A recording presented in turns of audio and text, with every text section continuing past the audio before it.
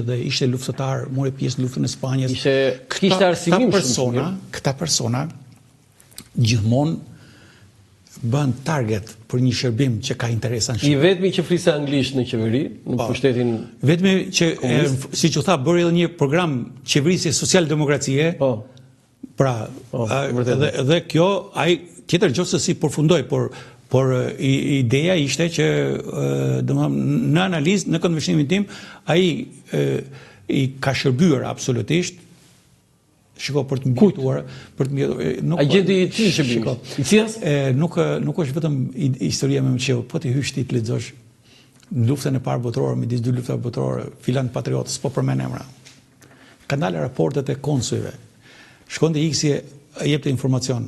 Sot është nga patriotët më të ashtu. Është, se meriton, ka thonë Shqipërisë.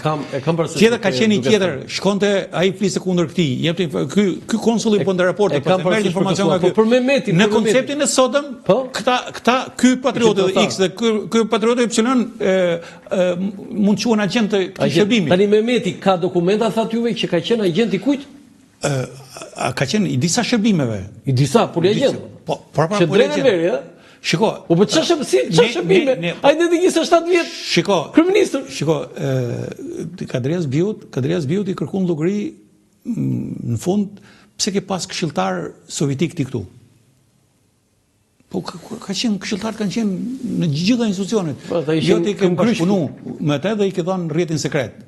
Se në faktikisht një pjesë e këtyre shqiptarëve që ishin informatorë, që shkoshin për studime në Bashkimin Sovjetik, këta ja kalonin shërbimit sovjetik, ja kalonin KGB-s, ja kalonin rrjetin, që këta ta shfrytëzonin atje dhe kur të vijë kthej ky të përdorë. Por kjo u quajt pasaj shkelje. Tani për Mehmetin tani ka dokumenta për CIA? Po për tjetër? Për KGB-n ka? Shiko, për CIA-n, për KGB-n mund të jenë shfrytëzuar këto, domethënë takimet që ky bënte, informacionet që jepte, ankimet që bënte ka ambasadori rus në atë kohë që u dëmtua. Po tjetër, vetëm këto dy shërbime apo edhe bëhet fjalë edhe për shërbimet perëndimore? Shërbimet edhe bëhet fjalë edhe për, domethënë për UDB-n. Edhe për UDB-n, Po, kështu bëhet fjalë. Tash unë s'kam pa dokumente, unë po them kështu në analizë logjike të këtyre informacioneve që kanë qarkulluar në atë kohë. Dhe çaj megjithëse kaq ndenti 27 vjet e 3 muaj kryeministër, s'kishte dëm të madh. Po, e vran apo vrau veten? Ka pas versioni zyrtar që vrau veten. Po. Unë nuk besoj asaj që njëri, nëse është e vërtetë ajo, po të lexosh, nëse është e vërtetë me dy plumba nuk e vret veten njëri, po ai thonë që është vrarë me një plumb. Tani, unë kam në librin tim 100 vrasjet që Ester Fiftari thot me dorën e majt, kriminalisti dhe mjeku ligjor Fatos Aritov thot në dokumentet se ka bërë me dorën e djathtë. Po, pra unë nuk mund nuk duhet të abuzoj me pa patur, pa i lexuar vet, unë thjesht duhet bëj një analizë logjike. Dhe për ta Shiko, ka qenë herë në strategjinë e Serbisë, domethënë që në kohën kur kryeministër ishte Nikola Pashiq, ka qenë një nga kryeministët më i gjatë dhe ai e vlerësonte shumë raportet me Shqipërinë. Dhe e kam përmendur edhe diku tjetër që ky qeshin shqiptarët Shqipërinë e trajtonte si themra akili Serbisë, domethënë që mund ta dëmtojnë shumë ta. Dhe kishte një strategji për mënyrën se si duhet trajtoheshin raportet me Shqipërinë. E para ta bëjnë pjesë të Jugosllavisë. Në atë kohë ai bëri luftë madhe për ta bërë, por nuk në atë kohë pavarësia e Shqipërisë ishte njohur edhe ndërkombëtarisht. Nuk mund ta bënte. E dyta, të vëmë njerëzit tanë në krye dhe luftojmë për të vumë sa të pashën, bënë ato marrëveshjet e tjera. Dhe e treta, që ka qenë më e gjata dhe ka qenë më e gjatë se sa ai ka qenë që gjithmonë të përpiqemi ta marrim Shqipërinë dobët. Nëpërmjet njerëzve që të infiltrojmë do kemi.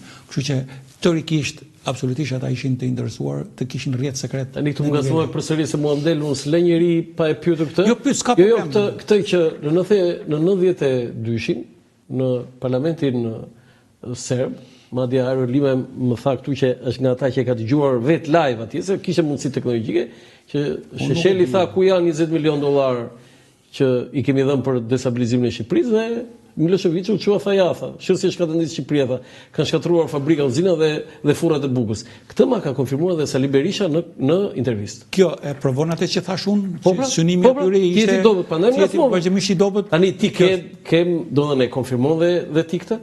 Po, absolutisht po. Janë përpjekur gjithmonë që ta marrin të dobët Shqipërinë. Ka shumë po sepse kanë interes këtu në Shqipëri më? Po nuk ka nevojë me pas shumë. Po ti kesh në pozicion e ky që s'ke që do shumë. Mja thot kesh pak e saktë. Nuk të duhet ty një bari që është në kufi me hasin. Ako se nuk të bë punë. Edhe ai bariu mund t'i bëj punë atij sepse mund të jetë ndërlidhje, merr letër këtu, pakon këtu e çon atje. Po të bëj pyetje të tillë ndryshe, po pyes njeriu kompetent që edhe ke studiuar dhe ke punuar, po veçanërisht më e rëndësishme është që i ke studimet e tua, nga studimet. Ka Shqipëria shtetar, ka pasur Shqipëria shtetar që ka një pjesë e shërbimit UDB-s dhe e ka dëmtuar këtë vend?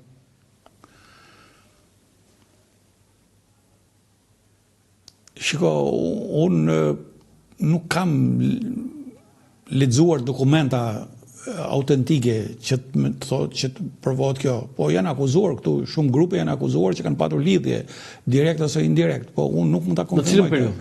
Po në periudhën e komunizmit. Po të flas për grupet që janë ashtu gjithmonë ja kanë nxjerrë një lidhje me këtë, një lidhje me atë. Unë po them ka pas në nivele shumë të larta që kanë qenë domethënë jo me UDB-n e periudhës pas luftës, po ka qenë me UDB-n e para luftës në thojza. Kanë patur lidhje. Po shtetarë të nivelit ministra? Mund të them edhe më lart. Kryeministër? Nuk po konfirmoj, po kanë patur dhe... Se më lartë se ministra kryeministër? Dhe kanë patur dhe kanë jetuar atje në kohën që i prindishte Zogu, jenë kthy këtu... Atje ka qenë... Nuk e di kush ka qenë, po... Atje ka qenë president? Nuk e di kush ka qenë, po jenë përdorë si metodologji, do më thënë. Më lartë se ministra post, ka vetëm kryeministër, ka dhe president. Pra, ka patur, por që shikoj tash, për të mbjetuar në atë kohë edhe mund të kërkojë stërhim në Jugosllavi. Mund të kërkojë stërhim. Dhe ju e konfirmoni këtë që Axhilleshi ka qenë i UDB-s? Nuk, thash unë.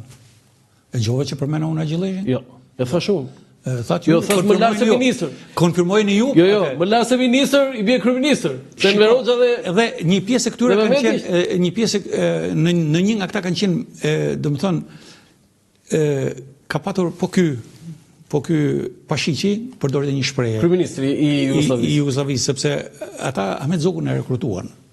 E rekrutuan? E rekrutuan shërbimet e tyre, kanë rekrutuar në moshë të re. Që ndajti 6 muaj. Jo, në moshë të re. Ka qenë agenti i UDB-s? Absolutisht, ka. Unë me. Do ka dokumente? Jo i UDB-s. Po i kujt? Bëhet fjalë për. Se UDB është më. Pra, shërbimi sekret jugosllav. Ai ishte në një moshë fare të re, 17-18 vjeç. Dhe zona e Matit ka qenë një zonë e pushtuar edhe nga serbët në ato invazionet midis dy luftave botërore. Dhe ka qenë një i shërbimit të inteligjencës ushtarake që ishte një oficer i atashuar aty, një autor e ka nxjerrë edhe me emër kush ishte ai që e ka rekrutuar. Dhe e kanë rekrutuar pa u bë. Pa kaluar në këtë. Pa patur karrierën ministre.